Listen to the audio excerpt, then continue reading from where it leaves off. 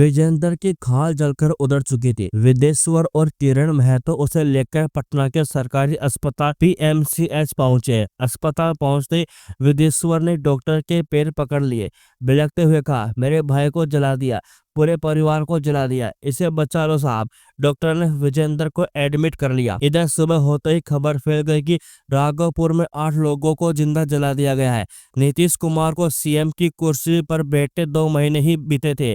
उन्होंने फौरन राघोपुर थाना प्रभारी नसरुद्दीन खान को सस्पेंड करने का आदेश दे दिया। उनकी जगह सब इंस्पेक्टर अंजनी कुमार को थाना प्रभारी बनाया गया। दरअसल राघोपुर CM राबड़ी देवी का विधानसभा क्षेत्र था। थाना प्रभारी अंजनी कुमार फौरन विजेंद्र के गांव पहुंचे। उसके घर के बाहर भीड़ जुटी थी। फूस की छत वाला उसका कच्चा मकान पूरी तरह जल चुका था। अंदर हर जगह इंसानी खोपड़ियां पड़ी थी। एक कोने में अंध जला हाथ भी पड़ा था। बाहर सफेद रंग की एक पोटली रखी थी। खोलकर देखा तो उसमें राख और हड्डी के कुछ टुकड़े थे। बरामदे में बंदी बकरियां मांस का लोथड़ा बन चुकी थी। घर के सामने बंदी भैंस भी मर चुकी थी।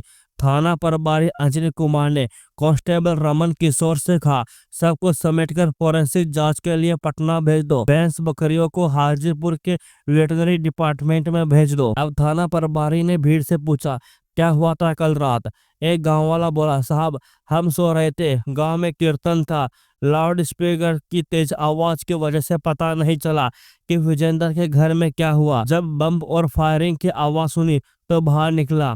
विजेंद्र के घर से आग की लपटें उठ रही थी। 10 से 12 लोग उसके घर को घेर कर खड़े थे। वो चीख चीख कर कह रहे थे, किसी ने भी इसी की मदद की तो उसका भी यही हाल करेंगे। हम डर गए और अपना दरवाजा बंद कर लिया। विजेंद्र का भाई किरण भी वहीं खड़ा था। अंजनी कुमार ने उससे पूछा, क्या हुआ था रात में? रोते हुए किरण बोला, हम सब सो रहे थे, अचानक गोलियों की आवाज सुनाई दी। दरवाजा खोलकर देखा तो भैया के घर में आग लगी थी। कमरे से बचाओ बचाओ आवाज आ रही थी। इसी बीच भैया भागते हुए हमारे घर की तरफ आ गए। वे आधा जल चुके थे। उनके कपड़े में आग लगी हुई थी। मैंने तुरंत उन पर कंबल डाल दिया। आगे बढ़ा तो देखा दरवाजे पर जगत राय का परिवार था। वे फायरिंग कर रहे थे, बम फोड़ रहे थे। हिम्मत नहीं हुई पास जाने की। जब सभी पश्चिम टोला की तरफ चले गए तब हम वहां पहुंचे। तब तक सब कुछ जल चुका था। थाना प्रभारी अंजनी कुमार कांस्टेबल रमन किशोर से बोले, अस्पताल फोन करो, बोलो कि जैसे विजेंद्र बातचीत की हालत में आए वो हमें तुरंत बताए। कांस्टेबल रमन किशोर ने अस्पताल फोन करके यह कह दिया। इसी दिन दोपहर करीब 2 बजे नीतीश कुमार भी गांव पहुंचे। थोड़ी देर वहां रुके, मामले की जानकारी ली और चले गए। कुछ देर बाद ही लालू यादव और राबड़ी देवी भी गांव पहुंच गए और घटना की जानकारी ली। अब तक थाना प्रभारी अंजनी कुमार ने राघोपुर थाने में हत्या की साजिश, हत्या की कोशिश, बलवा आर्म्स एक्ट, दंगा करने सहित 11 धाराओं में केस दर्ज कर लिया था। यह उस थाने में 2006 का पहला केस था। अगले ही दिन यानी 2 जनवरी 2006 को सुबह 9 बजे थाने में अस्पताल से फोन आया, अब विजेंद्र महतो बातचीत कर सकता है। आईओ अंजनी कुमार फौरन अपनी टीम के साथ पटना के अस्पताल पहुंचे। अस्पताल के बेड पर पूरी तरह से झुलसा विजेंद्र महतो लेटा था। उसके पूरे शरीर पर पट्टी बंधी थी। अंजनी कुमार ने डायरी निकाली और विजेंद्र से पूछा, क्या हुआ था उस रात? विजेंद्र ने कहराते हुए बोला, शुरू किया, सरकार, एक शाम बाजार से दिहाड़ी करके घर लौटा तो देखा कि जगत राय और विपत राय का परिवार घर आया हुआ है। उन लोगों ने मुझे देखते ही कहा, केस वापस ले लो नहीं तो बहुत गलत हो जाएगा। मैंने साफ साफ कह दिया कि केस तो वापस नहीं लूंगा, जो करना है कर लो। इतना सुनते ही विपित राय आग बबूला हो गया। कहने लगा, केस नहीं उठाओगे तो सबको जलाकर राख कर दूंगा, कोई बचाने भी नहीं आएगा। इतना कहकर वे चले गए। उनके जाने के बाद मैं थाने चला गया। थाना प्रभारी को बताया कि जगत राय धमकी देकर गया है, तो वो कहने लगे कि तुम लोगों का तो यह रोज का है। फिर उन्होंने लाल मारकर मुझे भगा दिया। मैं घर आ गया। उस रात पत्नी ने रोटी, तरकारी, सब्जी और एक कटोरी दूध गर्म करके दिया। हम सभी खाकर सो गए। रात के करीब 11:30 बजे मुझे कुछ लोगों के चलने की आवाज सुनाई दी। देखा तो 10 से 11 लोग दरवाजे पर पहुंच चुके थे। उनके हाथ में पेट्रोल, लाठी, बोरी, रस्सी, माचिस थी। आइयो ने बीच में टोकते हुए पूछा, जगत राय किस केस को वापस लेने की बात कह रहा था? विजेंद्र बोला, 6 महीने पहले रात में मेरी भैंस चोरी हो गई थी। 2-3 दिनों तक गांव में घूम घूम कर खोजा, लेकिन कहीं नहीं मिली।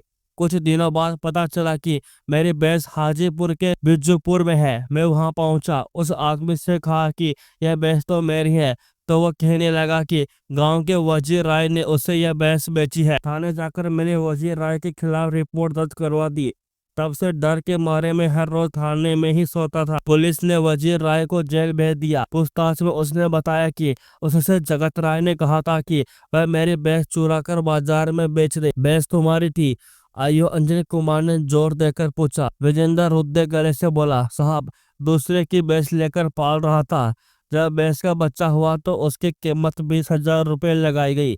मैंने कर्ज लेकर मालिक को 10,000 रुपये दे दिए और भैंस अपने पास रख ली। रोज 3 से 4 लीटर दूध होता था। एक पाव दूध अपने लिए रख लेता, बाकी बेच देता। कभी कभी भैंस चरते हुए जगत राय के खेत में चली जाती तो वो गाली देते हुए कहता कि तुम्हारी भैंस उठा लूंगा। उसी के कहने पर वजीर राय ने भैंस चुरा कर बेच दी। इस मुकदमे में वजीर राय और जगत राय 3 से 4 महीने के लिए जेल भी गए थे।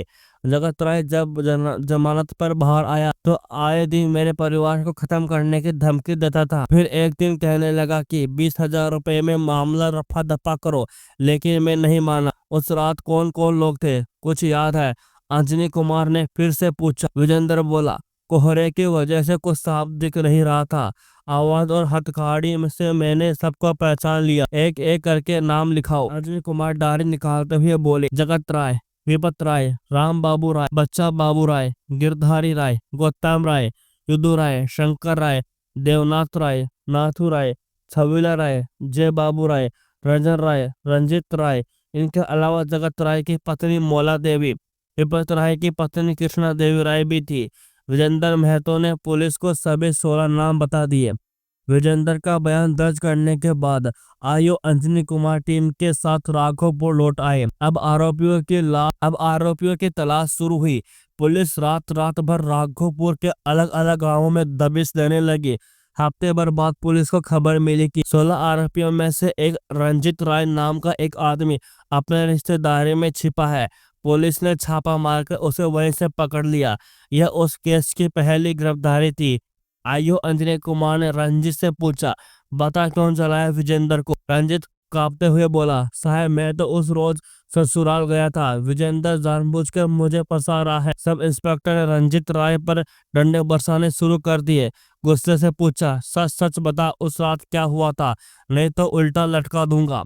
साफ सच बोल रहा हूँ, रोते हुए रंजित बोला। अबे रुक, कहते हुए अंजनी कुमार ने कांस्टेबल बुलाकर कहा, इसे बांस की बल्ली से उल्टा लटका दो। कांस्टेबल ने रंजित राय को उल्टा लटकाया और डंडे बरसाने लगा। थोड़ी देर में रंजित राय टूट गया। बोला, साहब, नीचे उतार दो, सब सच बता रहा हूँ। रंजित को नीचे उतारा गया। अब उसने बोलना शुरू किया। उस रोज जगत राय, विपत राय और बच्चा बाबू ने विजेंद्र को धमकी दी थी फिर घर लौट जाए। जगत राय कहने लगा कि महतो को बहुत चर्बी चढ़ी है, शांत करना पड़ेगा, सबको जिंदा जला दो। इसके बाद 15 लीटर पेट्रोल खरीद कर लाया गया। जब गांव के लोग सो गए तब सभी बंदूक, रस्सी, पेट्रोल लेकर विजेंद्र के घर की तरफ चल दिए।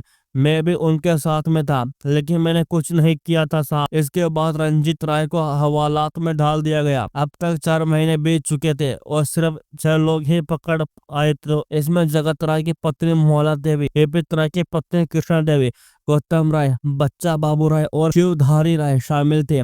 जगत और अभी भी फरार थे। इधर विजेंद्र तिरपाल के एक तंबू में रहने लगा। उसे पुलिस सुरक्षा भी मिली थी। 13 अप्रैल 2006 को राघोपुर पुलिस ने इस मामले में 16 लोगों के खिलाफ हाजीपुर सेशन कोर्ट में चार्जशीट दाखिल की। पुलिस ने कोर्ट में बताया कि 10 लोग अभी भी फरार है।